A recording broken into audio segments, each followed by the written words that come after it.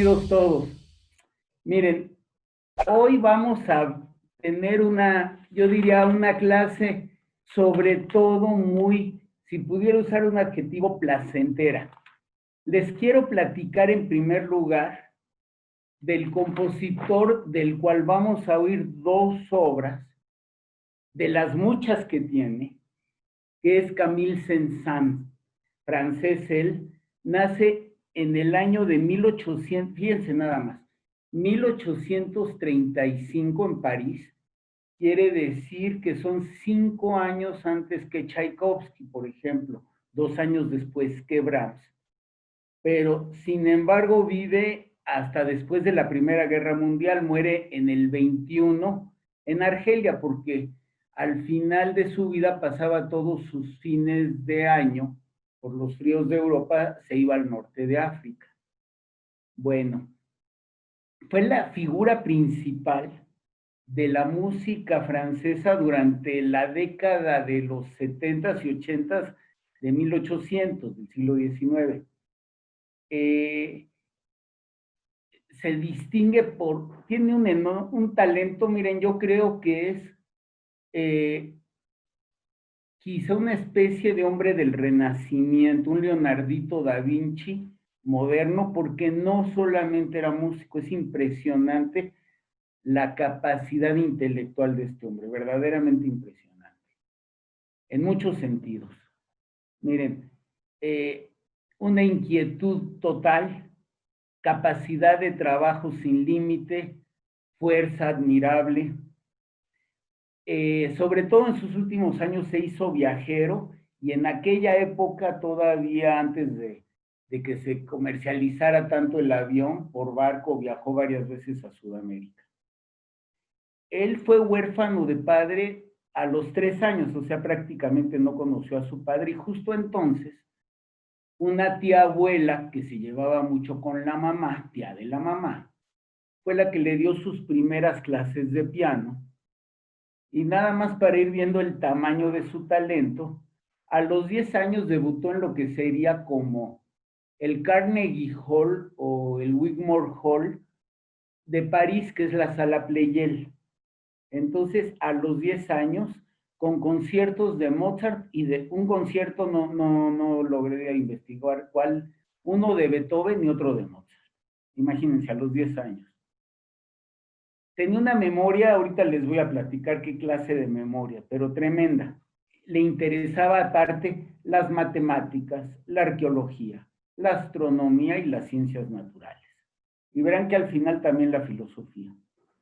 Entra al Conservatorio de París en un año 1848, que como recordarán son años de muchas revoluciones en Europa.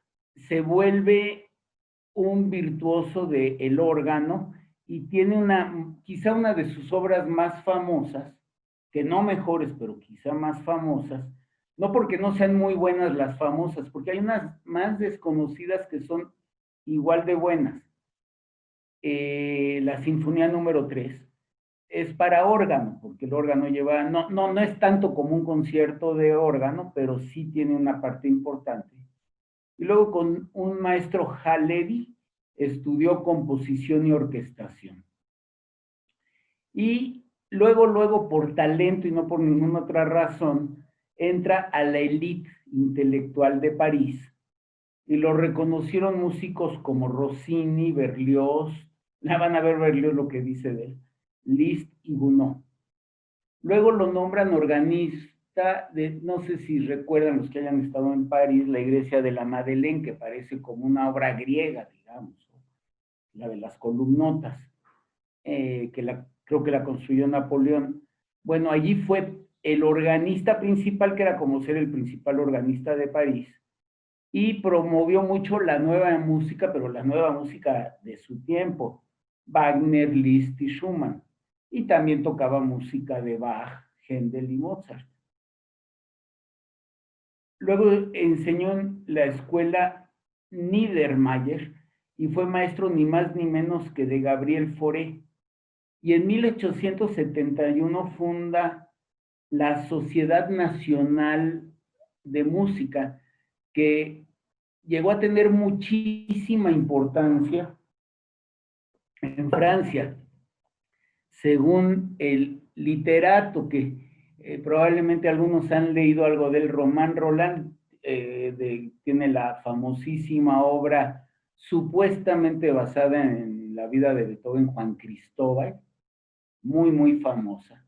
A mí me choqueó mucho cuando estaba yo en plena apasionamiento maleriano, que leí que a él nunca le gustó Mahler, a Romain Rolland estoy hablando, pero Romain Rolland, refiriéndose a la Academia de Música que creó Saint-Saëns, dijo que gracias a Saint-Saëns se debía el desarrollo de la música moderna posterior a Saint-Saëns, que no solamente promovía las obras, porque además financiaban y demás, o sea, no se hubiera compuesto mucho repertorio de músicos como Ravel o como Dukas, si no hubiera sido por esa sociedad. Eh, de sus óperas, la que permanece y que es bellísima, Sansón y Dalila. Otra obra muy famosa de él es El Carnaval de los Animales. Luego editó la obra completa de Rameau. Rameau es un compositor, pues yo diría que es prebarroco francés. El Lully muere porque en esa época la batuta se dirigía con un bastón y una vez se perforó el pie y de la infección y todo murió.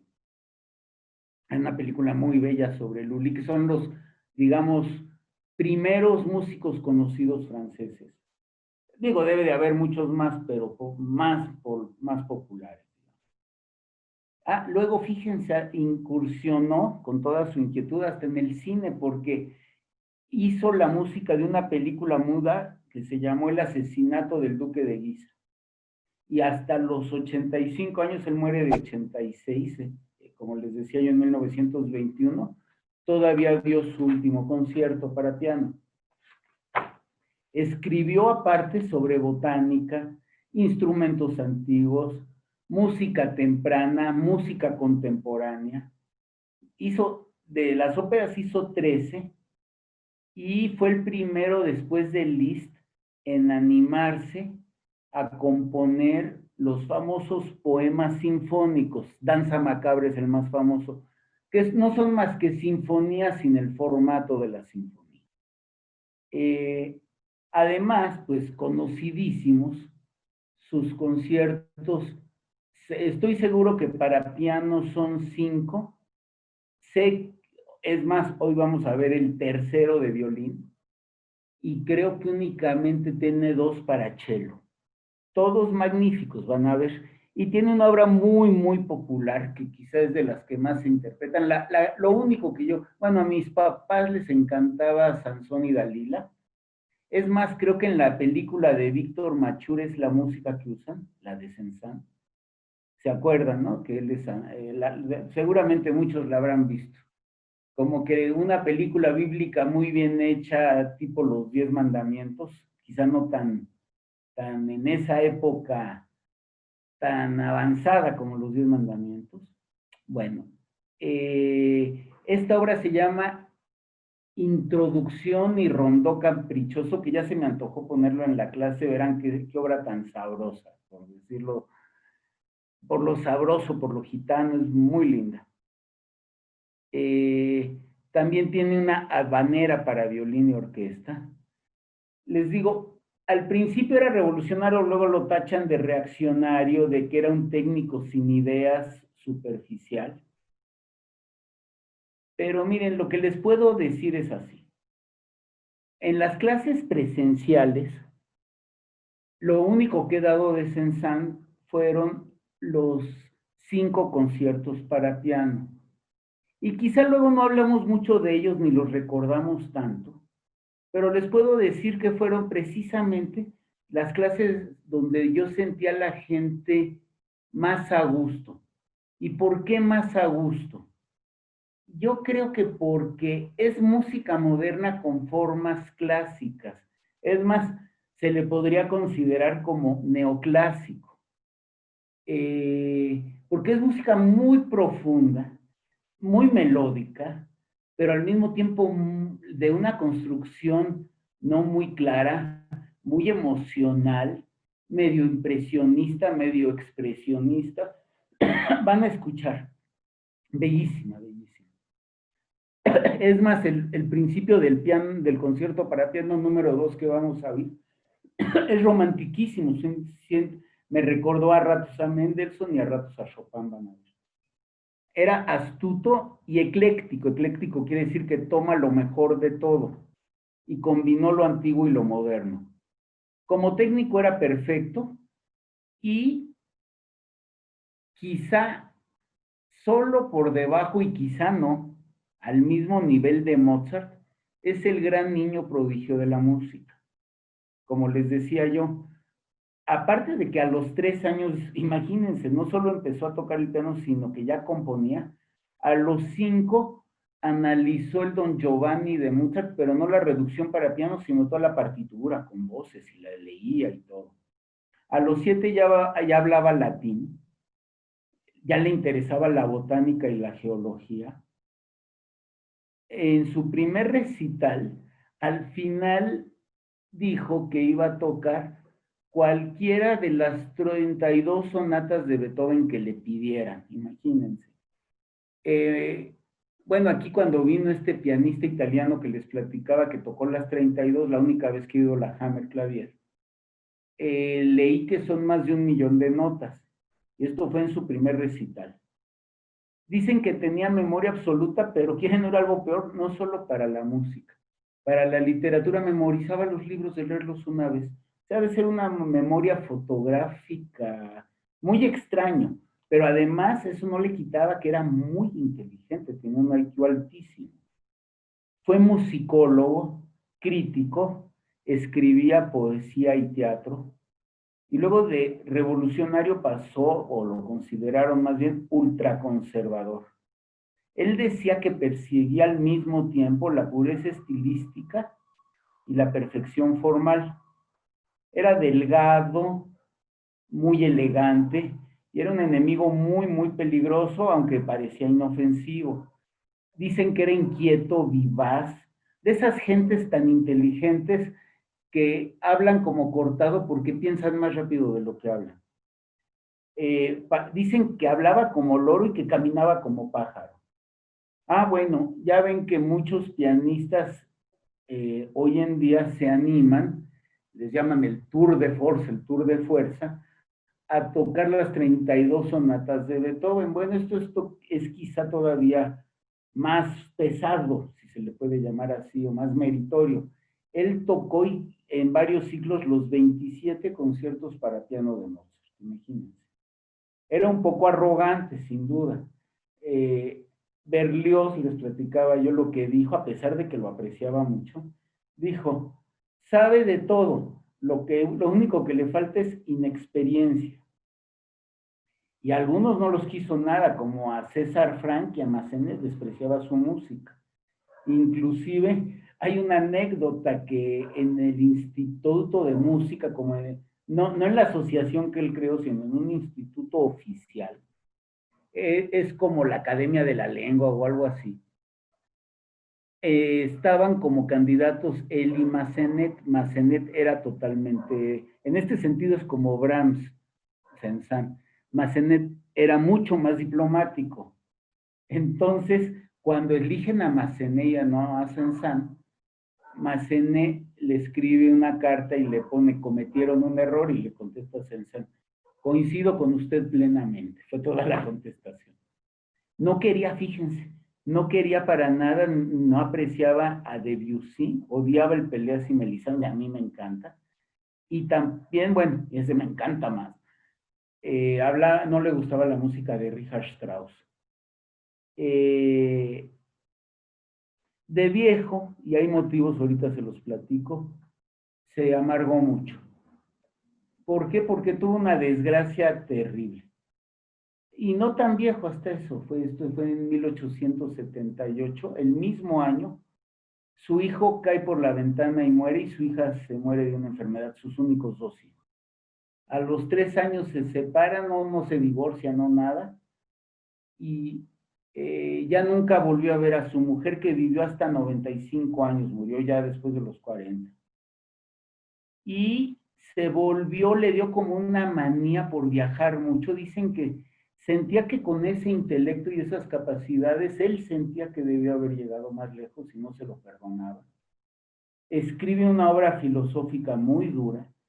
¿Dura en qué sentido? Pues que dicen que podría ser ya el principio del existencialismo como depresivo tipo Sartre. Dice que el arte y la ciencia van a sustituir a la religión. Acuérdense que en esa época es más o menos cuando Nietzsche dice que Dios no existe. Ya se empieza a dudar mucho de las religiones. Dice que el hombre vive frustrado, o el filósofo, por encontrar las causas finales y que muy probablemente no existen. O sea, muy desencantado.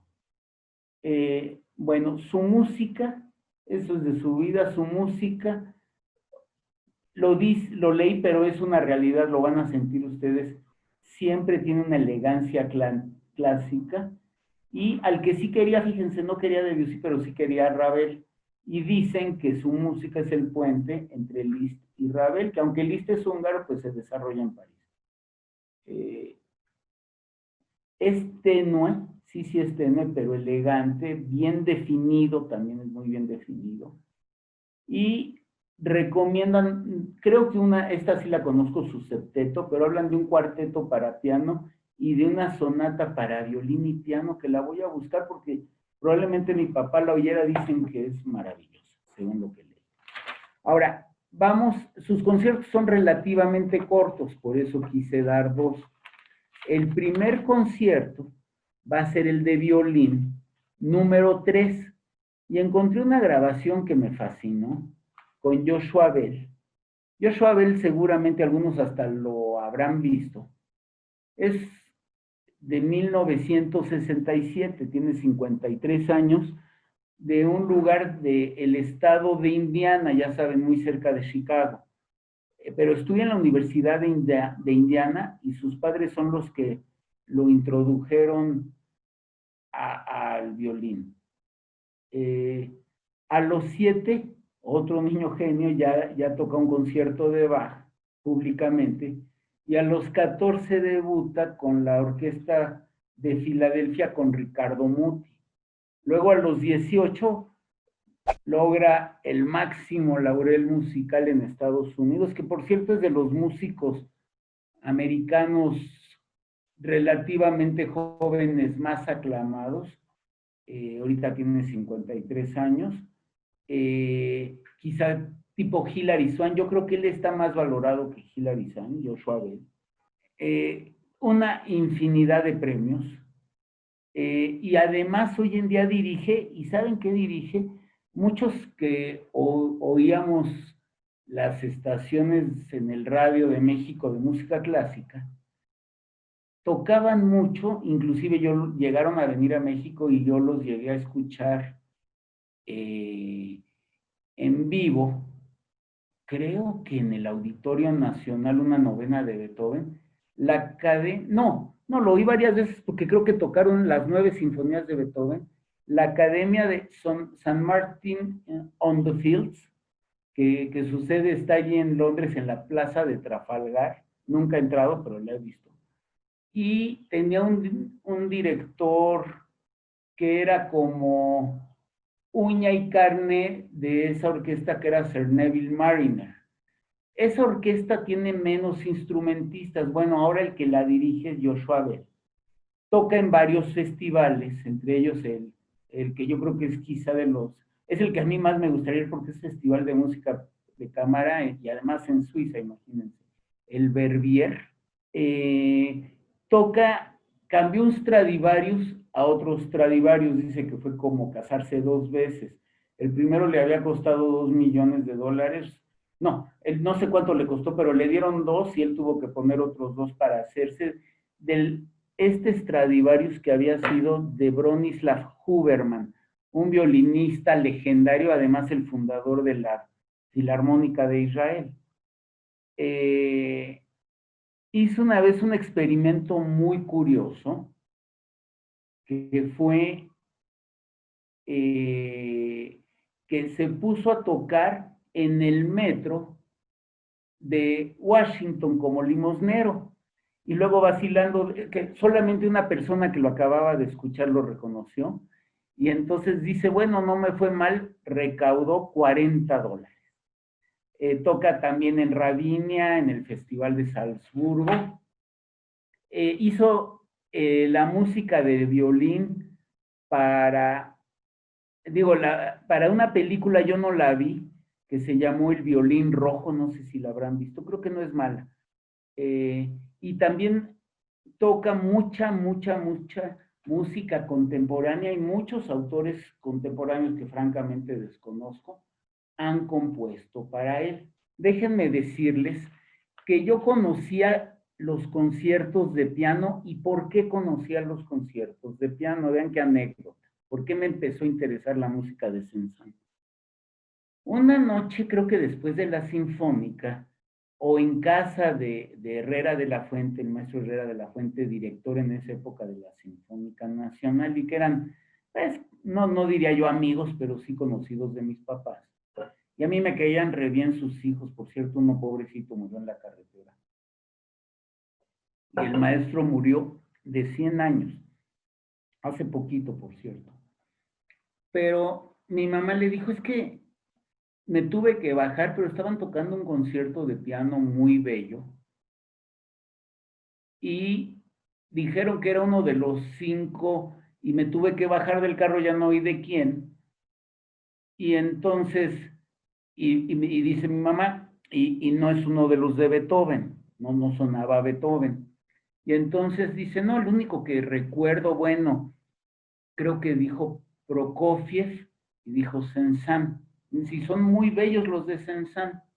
Y de allí, más adelante, ya un rato, mucho tiempo después, cuando ya quería yo conocer más de música, hasta me acuerdo ya era la época de los cassettes que se podían oír en estéreo, en el coche. Entonces me compré un álbum de cassettes ya grabados con los 5 conciertos, y lo quería yo porque pasaba ya más tiempo en el carro, iba yo a la universidad y pasaba mucho tiempo en el carro.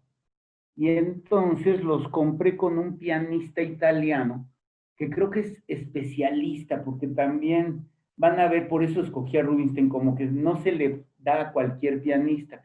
Este se llama Aldo Ciccolini.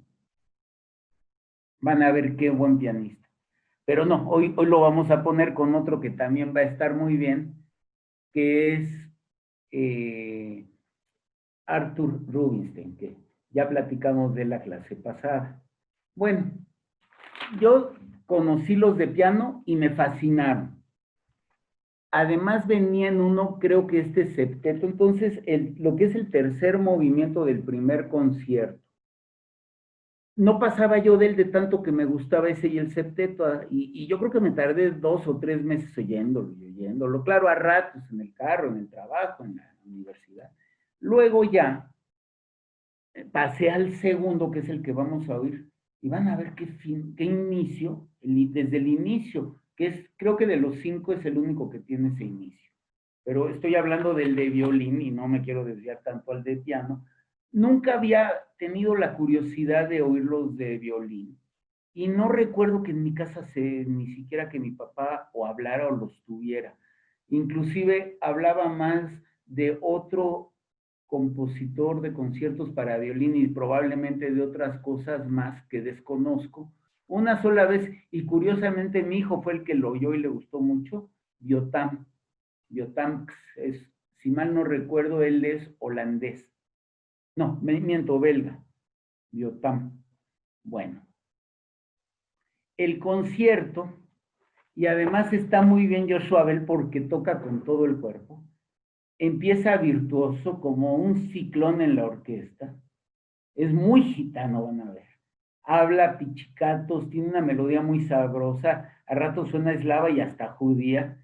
El violín platica. Tiene luego la misma melodía más rápida y van a ver qué orquestación. Hay tararara, tatá, van a ver como golpes rítmicos muy sabrosos. Y luego repite eso con un ambiente como más aéreo. Y de repente entra tan lindo el canto del violín. Acuérdense que el violín casi suena como que habla y nos mete a otra dimensión de ensueño. Repite el principio. Es muy fácil y agradable de seguir, van a ver. Entre más, además les voy a decir qué pasa con estos conciertos. Entre más los oye uno, más gustan.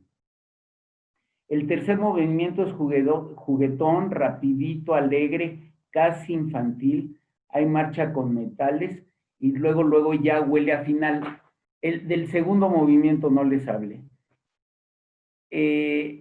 Quizá no valga, no esperen esos movimientos tipo Schubert o tipo Mozart que nos van a llevar como a emociones muy intensas, íntimas de dolor. Esto nos va a llevar como a una belleza tranquila, sabrosa, todo va a embonar, es muy agradable.